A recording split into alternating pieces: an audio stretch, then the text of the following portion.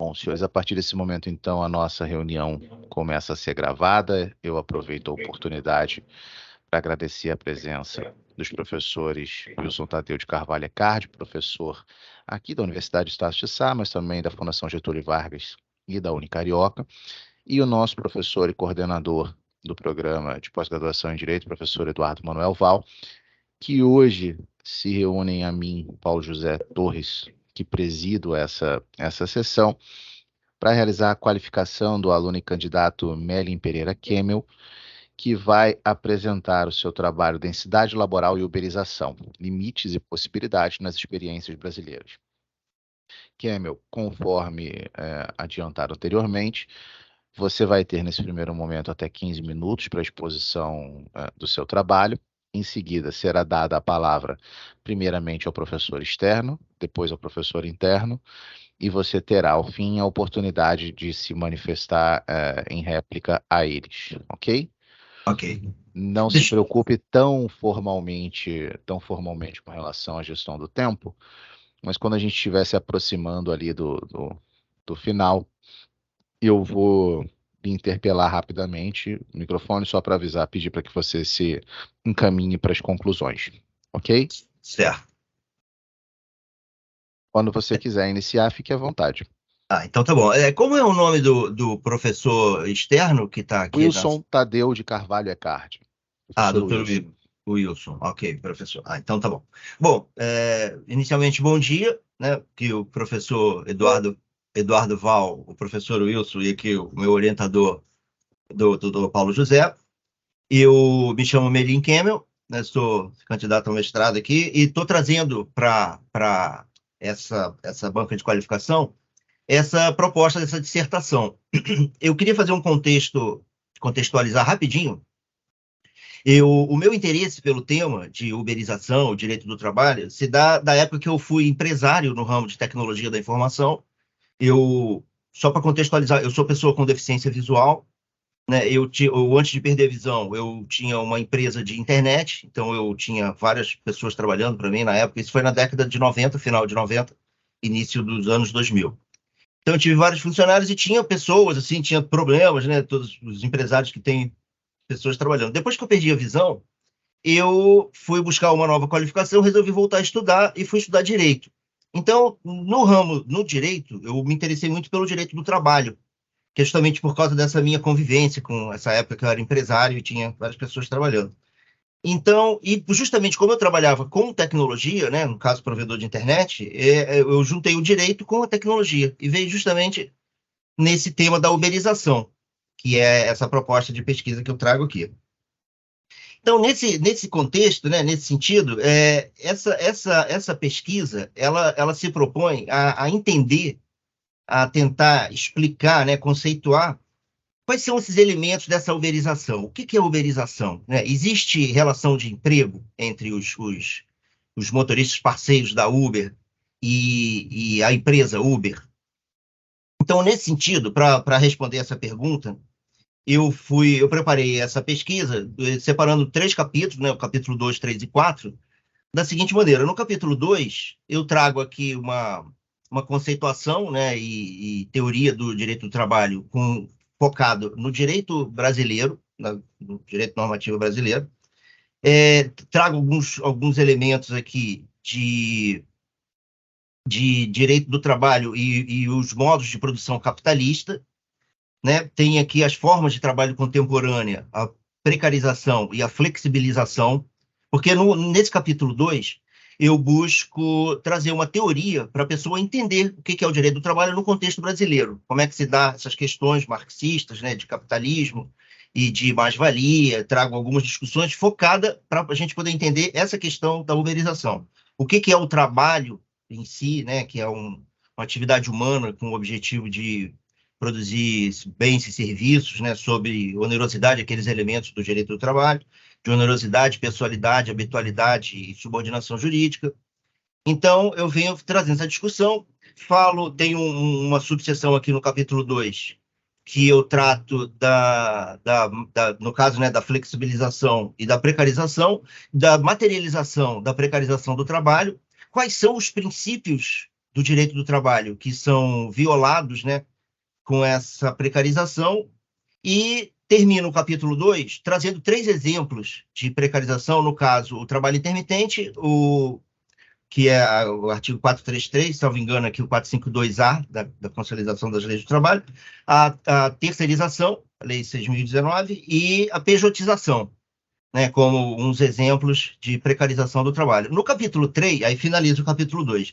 No capítulo 3, eu venho tratar da uberização em si, né, como uma nova forma, que na verdade não é nem tão nova assim, né, de organização do trabalho, que segundo uma descrição aqui, um conceito que eu acho bastante interessante do professor Rodrigo Carelli, que ele diz que a uberização é uma forma de organização do trabalho baseada na contratação precária e sob demanda de trabalhador formalmente rotulado como autônomo, com pagamento por peça ou tarefa e controle por programação.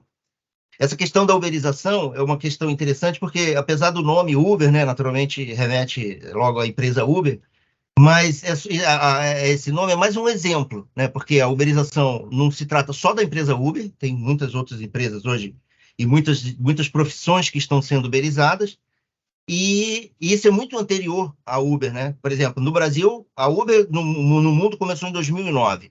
No Brasil, em 2014, mas efetivamente em vários lugares a partir de 2018. Então, é relativamente novo. Mas esse conceito da uberização, essa forma de organização do trabalho, era muito anterior. Tem uma pesquisa muito interessante que eu li aqui para fazer essa dissertação, que é que virou até uma tese de doutorado da professora Ludmila Bilho, que ela identificou essa uberização nas vendedoras da Natura. Quando ela começou essa pesquisa, acho que eram 600 mil vendedores da Natura, quando ela terminou já era mais de 1 milhão, hoje certamente já são mais de 2 milhões de vendedores da Natura, que, de certa forma, é um trabalho uberizado, né? Eu conceituo aqui no capítulo 3, trago várias questões que estão envolvidas com a uberização, como, por exemplo, a uberização não é só, assim, ela naturalmente tem os dois lados da história, né? Como tem um termo aqui na engenharia que diz que é o ponto ótimo. Naturalmente, não é tudo ruim, nem tudo bom. A gente tem que achar um ponto ótimo, porque a uberização tem coisas boas e coisas não tão boas. Entre as piores que a gente pode dizer, que vem com a uberização, é justamente essa precarização das relações laborais, que afeta diretamente os direitos fundamentais dos trabalhadores, né? A gente não pode esquecer que o artigo 7º da Constituição trata especificamente do direito do trabalho e está no título 2º, né, que tem os direitos e garantias fundamentais, tem pretensão de universalidade. Então, isso impacta diretamente essa questão da uberização, esses direitos trabalhistas, né? Esses trabalhadores trabalham 10, 12 horas por dia, né, que a gente viu aí nas pesquisas, não tem direitos nenhum. Esse processo de uberização, como eu falando, é como se fossem 3 braços, né? E o processo de uberização, ele centraliza o controle, dispersa a produção ou o trabalho e monopoliza. Inclusive, eu falei com o professor Paulo José essa semana, eu falei, professor, acabou de sair uma pesquisa aqui, eu queria incluir no trabalho, porque isso é tão dinâmico, né? Que foi semana passada, salvo engano, que uma pesquisa da Unicamp, dos pesquisadores da Unicamp, que identificou que 30% dos restaurantes do iFood são dark kitchens, né? São empresas, né? Esses restaurantes fantasmas, como eu falo, que não tem uma fachada, não atende público de forma pessoal. Isso daí, veja só, 30% já, né? Mais, né? 1/3, 33%. Vê se não está acontecendo uma monopolização. É justamente esses elementos que a professora Ludmila identificou nessa pesquisa dela, né? Então, isso foi muito interessante. E, bom, isso é o capítulo 3, né, da dissertação. No capítulo 4, eu trago a uberização no contexto tecnológico contemporâneo, né? Como é que eu dividi aqui em 6 subitens. No primeiro item, eu trato aqui mais da Uber, né? Conto a história da Uber, como é que começou, qual era a proposta. No item 2, eu venho trazendo as questões juslaborais entre a Uber e seus ditos parceiros. No item 3º, como é que a legislação brasileira vê essa relação, porque, por exemplo, para algumas pessoas estão presentes os elementos que identificam uma relação de emprego. quais sejam, né? Aqueles do artigo 3º lá, que é a onerosidade, a pessoalidade, a subordinação jurídica e a habitualidade ou não eventualidade, e o fato de ser uma pessoa física. Então, para alguns estão presentes, para outros não estão. Dizem que, não, isso aqui é um trabalho autônomo, você pode trabalhar quando você quiser, você tem essa liberdade de você escolher o dia, o horário, o local e tudo mais. Mas a gente descobriu nas pesquisas que não é bem assim, né? A Uber, como a gente, por exemplo, o que define um empregador, no caso do artigo 2º da CLT, que diz que é aquele que, assumindo os riscos do negócio, admite, assalaria e dirige. Se você for pensar, a Uber, por exemplo, ela não assume os riscos do negócio, ela não admite, ela não dirige, né, entre aspas. Mas, por exemplo, esses algoritmos, né, essa tecnologia, isso aí que tem de diferente, por exemplo, da uberização, como uma forma de precarização do trabalho, e outros modos de precarização do trabalho, né? Então, justamente esse emprego da tecnologia, né, da inteligência artificial, dos algoritmos, tem um... Engraçado que o algoritmo, né, tem um artigo aqui muito interessante do professor Rodrigo Carelli, que é procurador do Ministério Público do Trabalho. Ele fala uma coisa interessante, que ele diz que o algoritmo no direito do trabalho, ele representa três esferas, né? E ele é o regulamento da empresa, ele é o gerente e é o capataz, tudo ao mesmo tempo. Por que isso, né? O regulamento da empresa, porque no algoritmo estão todas as normas da empresa. Sabe ali o que tem que ser, como é que não é, hora, tudinho ali relativo à regulamentação. Ele é o gerente também porque ele toma decisões gerenciais médias, né? A gente fala médias porque sempre tem alguém de carne e osso ali por trás. E é o capataz porque ele orienta, ele vigia e pune diretamente, né? Essa questão da uberização, por exemplo, fica claro quando o motorista fala, não, ele pode trabalhar o dia que ele quiser, o horário que ele quiser. Mas se o motorista não acessa muito a plataforma, o dia que ele liga, ele não vai receber muitas corridas. Ou se ele começa a rejeitar a corrida, ele pode acabar sendo descadastrado, sem aviso nenhum. E outras questões, né, que estão envolvidas aqui também, que eu trato, assim, essa questão do trabalho, por exemplo, do trabalho amador, né, que isso é importante para a uberização, que essa classificação que a gente faz de dar estrelas, por meio dessa classificação, que todo mundo acaba participando, né, inclusive a gente vai pegar um motorista, quer saber qual é a classificação, quantas estrelinhas ele tem.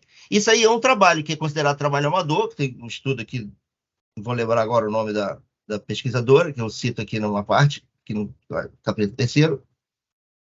E esse trabalho amador é essencial para essa forma de você assim, punir, né, do algoritmo monitorar e gerenciar esse trabalho do motorista. Né? Então, assim, foi identificado vários elementos interessantes, que isso não é só, por um lado, né, falando de um ponto ruim, por exemplo, da uberização, isso não é só uma nova tecnologia que vai trazer muito emprego e tal, que isso é um ponto bom, né, a princípio. Mas a gente não pode, a pretexto de trazer tecnologia, de trazer emprego, né, eu vi aqui, por exemplo, em 2022, a FGV divulgou que são 12 milhões de desempregados no Brasil. Então, muita gente está buscando emprego. Isso é uma forma interessante de trabalhar. Se isso for bem gerenciado, né, bem administrado, bem regulado, né, tiver legislação para poder fazer com que isso funcione de forma que não viole direitos e garantias fundamentais, porque o direito do trabalho, né, esses princípios, esses conceitos, né, essas garantias que nós temos, isso não pode ser violado a título de viabilizar um modelo de negócio. Né? Assim, tem que ser ponderado, é o que eu falei, a questão do ponto ótimo, né? A gente tem que achar um ponto central. O fato não pode ficar da forma que assim, não, a empresa vem, a pessoa vai lá, presta serviço, fica 12 horas trabalhando, né? Se fala que isso é uma economia de bico, que a própria professora Ludmila Billy diz que de bico isso não tem nada, né? Imagina um bico de 12 horas por dia, a pessoa trabalha 7 dias por semana, não tem garantia nenhuma, né? Se ficar doente, se sofrer um acidente, ele está assim, a própria sorte. Então, nesse sentido que eu trago esse estudo, né? Assim, continuando aqui no capítulo 4, que eu tenho essa tratativa, no caso, no item 4, sobre como que a legislação vê o motorista da Uber. Em seguida, eu trato de algumas legislações que estão tentando regular, tem uns projetos de lei aqui, alguns que já avançaram mais, outros menos, inclusive alguns que foram temporários, né, até durante só a pandemia, que que já foi um certo avanço, que pelo menos concedeu EPI, máscara, álcool, gel, essas coisas, que nem isso o pessoal tinha na época. Eu trato muito aqui do Uber, né? Mas, por exemplo, quem era entregador do iFood na época ficava, acho que até hoje, eles ficam encalçados por aí na praça. O pessoal não tem nem onde usar um banheiro, né? Se precisar, um local para ficar esperando entre uma entrega e outra. Isso aí é uma situação que é bem preocupante, né? Então, após essa questão da legislação, eu trago aqui um capítulo, um subitem, né, falando sobre os desafios, as vantagens e desvantagens da uberização. E, por fim, no capítulo 4, eu finalizo falando sobre a economia do compartilhamento, né, o que ela tem a ver com a uberização e os desafios que a Justiça do Brasil vem encontrando, né? Tem aquela questão da subordinação jurídica, né? De se equiparar à subordinação algorítmica, né? O parágrafo único do artigo 6º, por exemplo, que o professor Rodrigo Carelli, que é procurador do Ministério Público do Trabalho, ele acha que a legislação que existe já é o suficiente, não precisa nada, que quanto mais você traz leis, mais você complica e não necessariamente está evitando essa precarização, essa flexibilização. Aí já tem outras pessoas que dizem que não, né? Então, tem essa discussão aí bastante interessante. Eu sei que esse tema é muito relevante, né? Porque a uberização ela está se espraiando por todas as profissões. Existem advogados uberizados, professores uberizados, não é só a gente pensa que é motorista, né? Tem esses trabalhadores de salões parceiros, entregadores, tem todo tipo de profissão, médicos, né? A pejotização, por exemplo, é muito comum em médicos também. Então, é um tema relevante para a gente pesquisar, é um tema absolutamente atual, que está sempre, e é inclusive muito dinâmico, né? Muita coisa acontecendo ao mesmo tempo. As questões das legislações, agora mesmo tem vários novos projetos de lei tramitando.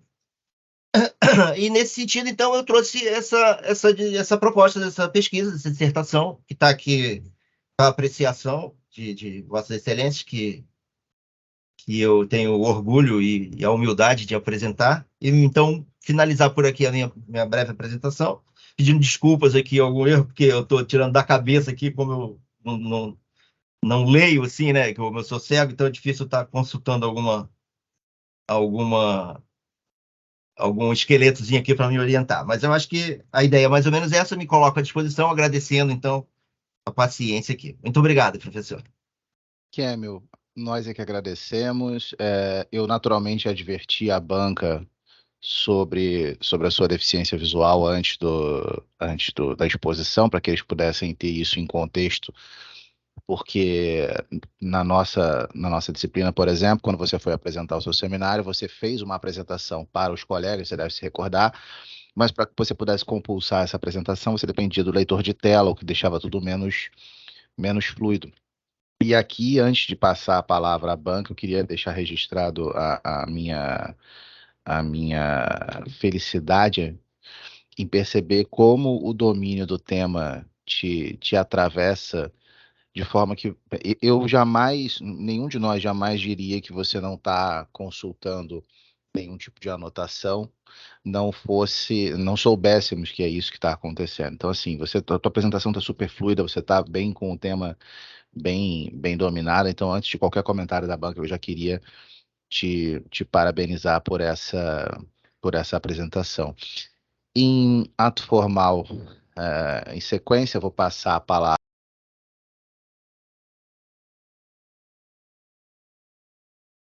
Desculpa, fiquei mudo aqui. Professor Wilson Tadeu de Carvalho Ecardi. Professor Wilson, o senhor então pode dispor do mesmo tempo para comentar o trabalho e arguir o candidato. Ok? Muito obrigado mais uma vez pela sua presença e por ter aceitado participar dessa banca. Beleza, professor Paulo, muito obrigado pelo convite. Saúdo o professor Eduardo Val, que faz parte da banca de hoje, e também o Melin. Bom, Melin, muito obrigado por aceitar fazer parte dessa banca e espero poder contribuir. Para contribuir, Melin, para a sua banca, né? Vou dizer que você está falando com um professor também da casa. Eu sou branco, eu tenho 38 anos de idade e terminei agora de analisar algumas outras bancas e estou muito feliz com o resultado da sua, né? Feliz pela apresentação que você fez. Professor, o senhor também pode indicar, professor Wilson, por favor, o senhor também pode indicar seu peso e tal, para terminar e caracterizar. Tá legal. Depois eu espero que você faça um vídeo, tá, professor Eduardo? Mas branco, 1,70 m, 100 quilos, para ser mais exato, tá bom, professor Eduardo? E esse bullying todo, Kemel, Perfeito, é porque perfeito. eu e o professor Wilson, eu preciso fazer um interlúdio para explicar esse bullying. Eu e o professor Wilson, nós fomos orientandos do professor Eduardo e sofremos gordofobia desde sempre, porque ele se acha um atleta olímpico, e eu e o professor Wilson estamos um pouquinho acima do peso, mas deixamos essa questão clara, então, na descrição do professor Wilson. Bom, Mary, o que eu ia dizer, o que estava dizendo era o seguinte: fiquei muito feliz de ver que seu trabalho está muito bem formatado, está muito bem estruturado, e eu fiquei muito feliz com a sua defesa, porque demonstrou completo domínio sobre o assunto, né? Claro que esse tema é cativante, a gente encontra ele em diferentes focos dentro da academia, e o que eu quero fazer hoje contigo é tentar fazer com que a gente melhore um pouquinho mais ele a partir da sua própria proposta, porque afinal de contas você trouxe como objetivo principal do seu trabalho, né, falar sobre esse processo de uberização que nós temos em diversas áreas, como você bem destacou, inclusive na área da docência também, né? Então, você fala da densidade laboral e uberização, limites e possibilidades nas experiências brasileiras, eu acho que isso está bem posto por você, só que eu vou trazer dois diferentes focos na minha fala, né? Eu vou falar rapidamente acerca de alguns aspectos técnicos, depois de umas provocações para que você tente aprofundar dentro do seu trabalho, tá? Das questões técnicas, eu vou te dizer que na sua introdução só está faltando você especificar um pouquinho melhor, né, a hipótese com que você trabalha. Na verdade, você não aborda a hipótese na sua introdução. E para um trabalho científico de qualidade, que atenda todos os pontos que a academia quer visualizar, além de você tratar do tema, como você bem faz, a justificativa do tema, da problematização dele, dos objetivos geral, específico e a metodologia, é bom que você coloque uma hipótese para que você, já de antemão, no início do trabalho, vislumbre qual é o resultado que você acha que vai chegar a partir das experiências e das leituras que você já fez. Então, acrescenta uma hipótese no seu trabalho e é bom também que você arrasou na introdução um pouquinho do seu referencial teórico, de onde você está trazendo assim os pontos principais, principalmente quando você fala da uberização, quem é o autor que você está tomando como base. Então, você está um ou dois autores diferentes, principalmente dos pontos principais do seu trabalho, que são o neoliberalismo, que você cita, né, o que faz com que a diminuição de direitos trabalhistas aconteçam, o próprio processo de uberização com o suporte da tecnologia. Então, são três pilares que eu acho que você deveria destacar alguns autores para fundamentar, autores que já estão, inclusive, presentes no seu texto, tá? E eu acho que você vai melhorar substancialmente o seu trabalho. Dos aspectos, das questões técnicas, eu vou encerrar aqui e vou trazer duas provocações, né, ao seu trabalho, para que você tente aprimorá-lo nesse restante de tempo que você vai ter para poder fazer. Quando você trata do processo de uberização, é claro, e você foi certamente trabalhar os impactos do neoliberalismo no Brasil a partir da reforma da reforma trabalhista de 2017. Isso é importantíssimo. Eu acho que você trata bem ali, só que eu senti um pouquinho de falta de um aprofundamento maior e utilizando um pouquinho mais das influências do neoliberalismo na defesa dessa reforma trabalhista. Porque, como você bem estudou, você viu, né, nós temos a adoção dessas práticas a partir de um momento global. Não estava acontecendo só aqui no Brasil essa diminuição de direitos, né, notadamente os direitos trabalhistas. Nós temos um movimento mundial que faz com que chegue do Brasil ali a partir de 2016, se concretize em 2016, né, aproveitando ali o impeachment da presidente Dilma Rousseff, e aí com o Michel Temer, o presidente Michel Temer, assumindo, nós temos o avanço da reforma trabalhista que fez com que o processo de uberização, que já acontecia, se tornasse mais evidente, se tornasse uma ferramenta clara, com objetivos claros e específicos dentro do nosso território, dentro do nosso país. Então, eu acho que você poderia trabalhar um pouquinho mais esse processo de como começou a reforma trabalhista, para você valorizar esse momento, porque, afinal de contas, o seu trabalho científico é um trabalho histórico também, que vai ficar guardado e registrado aqui nos anais da Universidade Estácio de Sá, mas também disponível para todos aqueles que vão pesquisar algo parecido, possam se valer disso. Então, você melhorar essa contextualização histórica. Por que nós, em que momento mais específico nós suportamos essa reforma trabalhista que acabou gerando, né, uma evidência maior dos processos de uberização em todas em diferentes trabalhos, né, não apenas a questão da uberização dos motoristas, mas de diferentes profissões. Contar isso, sedimentar isso no seu trabalho, acho que vai dar uma robustez maior, tá? Eu tenho um trabalho da professora Cirilo, junto com a professora Denise, que trata exatamente desse período. Vou repassar ao professor Paulo, que acho que pode constar aí no seu trabalho. Não me recordo de tê-lo visto ali nas referências, mas eu acho que ele pode dar ali um suporte naquilo que eu estou chamando a atenção para você, tá?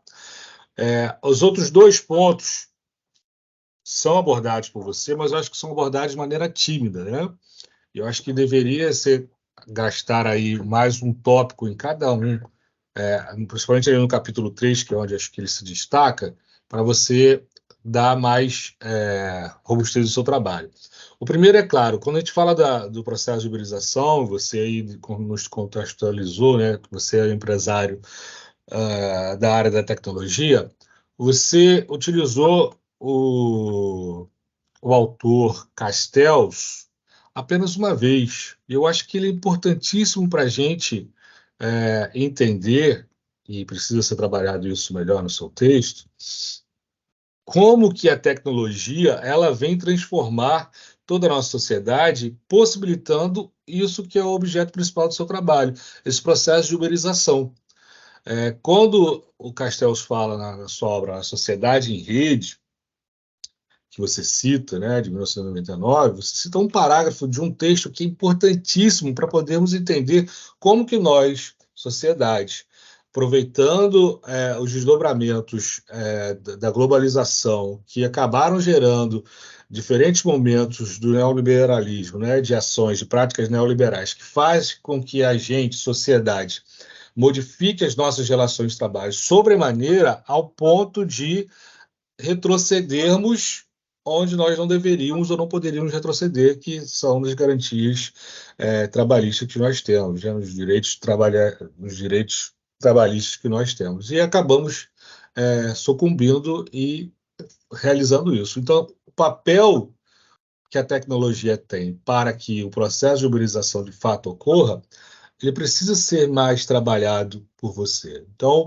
esse é um referencial teórico muito forte que você precisa destacar lá na sua introdução e gastar um pouquinho mais de tempo para poder descrever os impactos da tecnologia associados ao processo de globalização para que nós chegássemos, de fato, à precarização e à relativização dos direitos trabalhistas. Então, eu acho que isso ajuda você a destacar mais o seu trabalho ali no capítulo 3, quando você fala da uberização em si, né? Como é que isso aconteceu a partir desse avanço da tecnologia e de como que nós, enquanto sociedade, aproveitamos isso, claro, nesse momento de uma maneira negativa, ao ponto de diminuirmos os nossos direitos trabalhistas e as relações serem precarizadas. Bom, chegando no terceiro ponto e último da minha fala, claro que quando você trata da precarização do trabalho no contexto econômico e tecnológico contemporâneo, ou seja, se aproveita, né, os processos de globalização que acabaram trazendo para nós práticas neoliberais que acabaram por diminuir direitos, dentro do aspecto trabalhista, né, das relações de trabalho, quando você aborda essa precarização, você também, de maneira tímida, desprezou o outro autor que é fundamental, que é o Guy Standing, que você vai citá-lo lá na página 34 do seu trabalho, também em uma única oportunidade. O Guy Standing, que o professor Eduardo Manuel Val trabalha muito bem, eu tenho certeza que ele vai chamar a atenção para isso também, ele é que levantou essa discussão acerca de uma nova classe social a partir de uma insegurança em diversas áreas da vida, notadamente na área da sua profissão, né? Quando você não tem segurança nas suas relações de trabalho, você não tem segurança financeira, você não tem segurança em todos os outros aspectos que compõem a nossa vida, os direitos econômicos, sociais e culturais a quais nós temos direitos de segunda geração, que faz com que nós tenhamos e possamos reivindicar a respeito a tudo aquilo que foi obtido através de luta e mediante lutas sociais ao longo do tempo. Bom, Guy Standing tem sim que ganhar mais espaço no seu trabalho, e eu vou sugerir, além do Guy Standing, que você cite ou busque as obras, né, do professor Rui Braga, que ele é quem fala aqui no Rio de Janeiro, aqui no Brasil, acerca do precariado, e ele diverge de Guy Standing quando trata-se de caracterizar uma nova classe social ou não. E eu vou dizer que o trabalho do Rui Braga, ele dialoga melhor com o que você está escrevendo acerca dos processos de uberização e faz com que o seu trabalho ganhe um upgrade bem legal, ganhe um valor bem legal a partir dessa análise de que esses processos de uberização acabam por nos conduzir a um grupo social altamente vulnerabilizado, que é o que você quer chamar a atenção. Não apenas para suas relações de trabalho, mas a ausência desse fortalecimento no trabalho acaba gerando outras deficiências sociais que podem prejudicar o desenvolvimento da própria sociedade.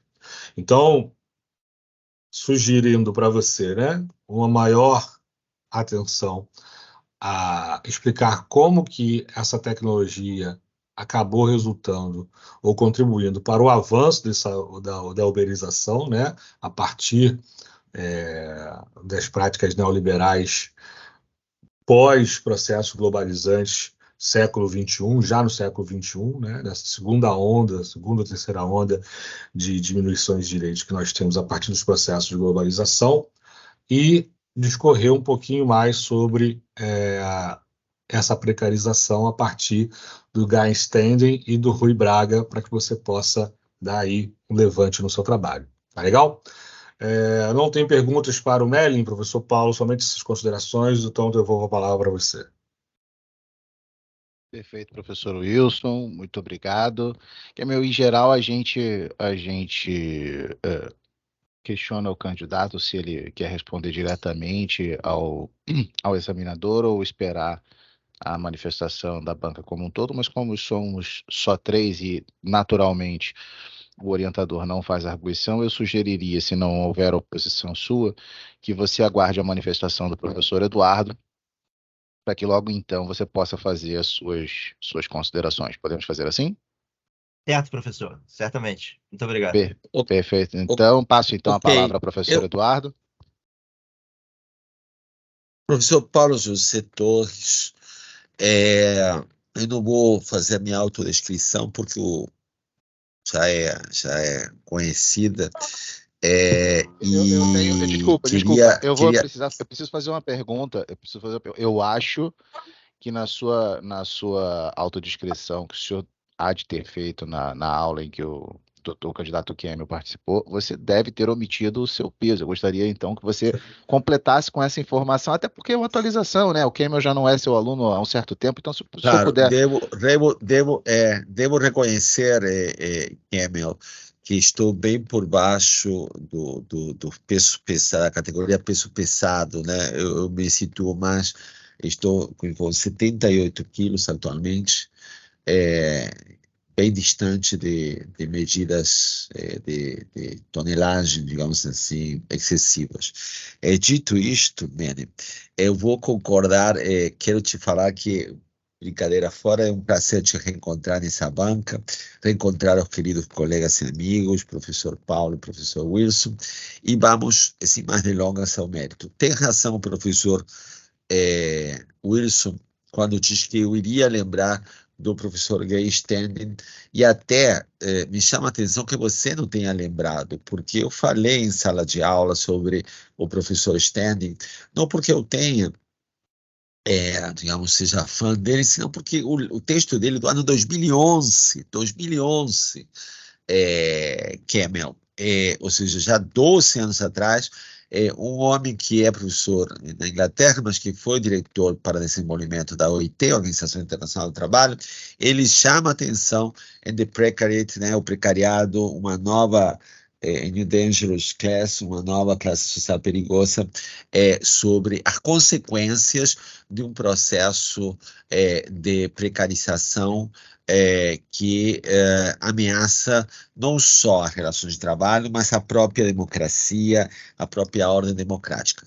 E aí, por isso é relevante, porque na realidade estamos falando de um problema de uberização que eu acho que você tem que tocar no teu trabalho e não se omitir, que afeta não só as relações de trabalho, meramente as relações de trabalho, mas sim o próprio Estado Democrático de Direito, na medida que produz uma alienação do indivíduo sem que ele perceba. Também você deve lembrar que eu citei o professor Byung-Chul Han, quando fala da sociedade do cansaço, né? Ou seja, aquele homem que se considera livre, ele se autoexplora e ele fica exaurido ao ponto tal que ele se aliena de seus sentimentos, da convivência familiar e, obviamente, da vida política e de seus próprios interesses políticos. Então, é super importante esses dois autores que devem estar presentes, sim, na tua matriz teórica. E para falar em matriz teórica, você não faz menção a ela, mas você cita, pelo menos na tua exposição, o trabalho do Carelli, do Rodrigo Carelli, né? Você o cita bastante. Conheço o trabalho do Rodrigo, é importante, e acho que ele integra a tua base de matriz teórica.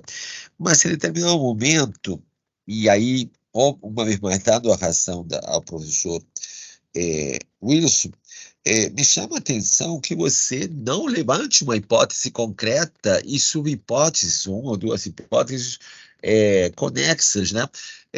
Ou seja, qual é o problema? Porque agora você diz, olha, pode ser uma coisa positiva, etc. e tal. Então, o que você vai investigar? Você vai explicar de que se trata a uberização? Ou qual é o problema que termina te inquietando? Qual é a inquietação que isso gera, né? A precarização da forma de trabalho tradicionais, a exploração, que as plataformas digitais realmente não podem ser fiscalizadas e falta uma regulação efetiva para elas, ou seja, a hipótese tem que estar clara, igual que a matriz teórica. E aí, quando você, em determinado momento, Kemmel, você disse assim na tua fala, não, porque falta regular, isso já é uma conclusão. Isso já é uma conclusão. Tudo bem, você tem muito avançado o teu trabalho, eu já antecipo que vou aprovar teu trabalho nessa banca, mas talvez, não necessariamente, você tem que reivindicar uma solução para isso. E quem é o professor? E aí me estranha que teu orientador não tenha te guiado nesse sentido, mas eu já repassei para teu orientador o material. O professor Mário Luiz Lambacorta, da Argentina, da UBA, mas que fez o pós-doutoramento sob minha supervisão aqui na Estácio de Sá, ele vem trabalhando uma teoria, Kemmel, já não é de agora, foi objeto do seu trabalho de pós-doc, mas vem trabalhando isso já há alguns anos, que é uma teoria do enfoque crítico tutelar das relações de trabalho, e ele reivindica um reposicionamento, Kemal, do Estado. Ou seja, cabe ao Estado fazer uma tutela, focar na tutela das relações de trabalho e retomar isso, recuperar isso. Ou seja, 4 décadas de neoliberalismo, concordo com Carelli, minaram e erodiram o efeito protetivo das relações de trabalho. Isso deve ser recuperado, deve ser resgatado. Eu acho que é essencial que você cite esse texto ou seja, não só o texto, passei alguns materiais do Gamba Corta para que você o cite e trabalhe em cima disso. Por último, meu querido Kemal, você fez a disciplina comigo. Não é a mesma coisa a uberização no mundo que no Brasil, simplesmente porque na América Latina, continente ao qual pertence o Brasil, as relações de trabalho já vêm permeadas por um déficit histórico. Então, cuidado quando se trabalha. E aí nós temos que o Carelli trabalha muito a situação europeia, nos Estados Unidos e tal, mas esquecemos que o problema da uberização é um problema da América Latina como um todo. Por quê? Porque justamente, dando a razão a Gamba Corta, é na América Latina onde o Estado sempre foi mais imperfeito, menos eficaz na proteção dos direitos do trabalhador. Isso é uma construção histórica própria da América Latina. Não é a mesma coisa. Como você colocou, Kemal, na tua fala, nós temos hoje milhões de trabalhadores desempregados. Milhões de trabalhadores desempregados. Mas não vai ser a uberização que vai resolver isso. Então, nós temos que rever o que levou aos trabalhadores a essa situação de desemprego e a perda de seu principal defensor, que são os sindicatos. Então, aí você tem um tema conexo que, ainda que você tenha um passado de empresário, que deve ser resgatado. A gente deve rediscutir qual é o papel do sindicato dentro de um trabalho absolutamente protetivo que precisa esse trabalhador para recuperar a proteção que o Estado nunca devia ter abandonado, ainda que essa proteção fosse, como eu digo, sempre insuficiente no Brasil e na América Latina como um todo. E não esquecer que existe, que essa proteção também está firme nos direitos fundamentais ou direitos humanos garantidos no sistema interamericano e na própria Declaração das Nações Unidas, e não são coisas menores. O próprio professor Wilson Tadeu Eckart tem um trabalho sobre o papel da soft law, né, das declarações de direito internacional e o valor ético, o valor moral que tem essas declarações. Bom, com essas observações, já antecipo, Kemal, que foi um prazer poder ver o avançado do teu trabalho. Parabenizo ao teu orientador, o professor Paulo José Pereira Carneiro Torres da Silva, sempre eficiente na metodologia. E a partir de aí, já antecipo minha aprovação, tá? Eu finalizo aqui minha intervenção. Perfeito, muito obrigado, professor Eduardo Val. Kemal, eu vou agora lhe passar a palavra, mas tenha em mente que, né, numa banca de qualificação, a gente não está num momento efetivo de defesa. Então, as colaborações, as considerações que foram feitas, tanto pelo professor Wilson quanto pelo professor Eduardo, elas não precisam necessariamente ser defendidas, uma vez que são muito mais sugestões para o incremento do seu trabalho, para que aí sim, numa situação de defesa da dissertação, você possa ter mais subsídios para as arguições que certamente serão feitas. Então, eu te passo a palavra para que você possa comentar as observações dos professores. Peço somente que você mantenha mais ou menos o mesmo tempo máximo de exposição que tu teve na tua exposição original, ok? Ok, professor, o senhor me ouve? Perfeitamente. Beleza. Bom, assim, eu preciso agradecer aqui porque eu imagino, né? Eu tô recebendo essas orientações, essas palavras, assim, como um auxílio luxuoso para esse trabalho, né? Todos esses apontamentos que o professor Wilson, o professor Eduardo colocaram, tipo, dá aquela pancada na cabeça assim, caramba, isso, né? Certamente vai deixar o trabalho muito melhor, a pesquisa muito melhor. Eu concordo, assim, eu admito, né, reconheço exatamente que o capítulo 3 ficou um pouco tímido, e é o tema que eu mais gosto, assim, justamente a parte da uberização. Eu passei um pouco corrido ali, vou ter a oportunidade agora, então, de melhorar esses pontos, né, trazer esses pontos. Já estou aqui, já ansioso, assim, já com a cabeça fervendo aqui de ideias, assim, de como é que eu vou abordar, trazer esses autores nesses próximos parágrafos que vão ser incluídos. E assim, realmente dou um braço a torcer aqui, professor Eduardo. Agora o senhor falou, lembrei realmente desses comentários naquelas aulas maravilhosas do direito internacional. Então, assim, eu não vou me estender muito, mas eu só queria, assim, finalmente agradecer, muito agradecer. Vou já, obviamente, todas essas sugestões serão acatadas. Ainda bem que está ficando gravado aqui, porque eu não estou podendo anotar agora. Quando eu anoto, é o computador que fala e me atrapalha um pouco. Então, eu vou ouvir depois com atenção, vou anotar todos esses pontos e espero conseguir me aproximar dessas sugestões que foram ótimas. Fico muitíssimo agradecido. Vou estar com a palavra com o senhor, professor. Perfeito, Kêmio, muito obrigado. A gente vai, eu vou apenas, não é como eu mencionei anteriormente, não é de costume que o teu orientador faça arguições, mas vou apenas tecer alguns comentários, né, sobre essas considerações que foram feitas. E assim, Kêmio, não se angustie, tá? Porque é natural que você, a cada exposição do seu trabalho, a cada exposição que você faça a respeito do seu tema, você vai receber feedbacks, alguns, como você mesmo mencionou, de maior gabarito, como os do professor Eduardo, do professor Wilson, mas às vezes são pequenos insights que a gente tem num congresso, num colóquio, que vão sempre colocar a gente numa situação de querer aprimorar, de querer acrescentar. E certamente, conhecendo você, eu sei que você vai fazer acréscimos valiosíssimos para a banca de defesa.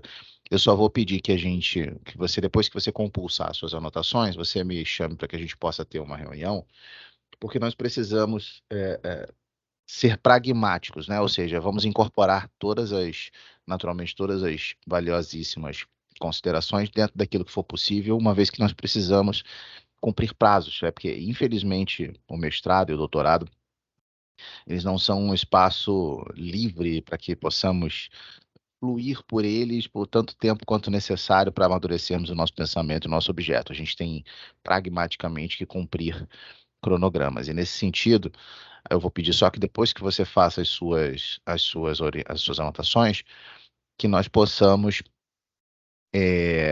nos reunir só para a gente ver como e de que forma que a gente vai incorporar para que possamos cumprir isso dentro de um cronograma razoável, ok?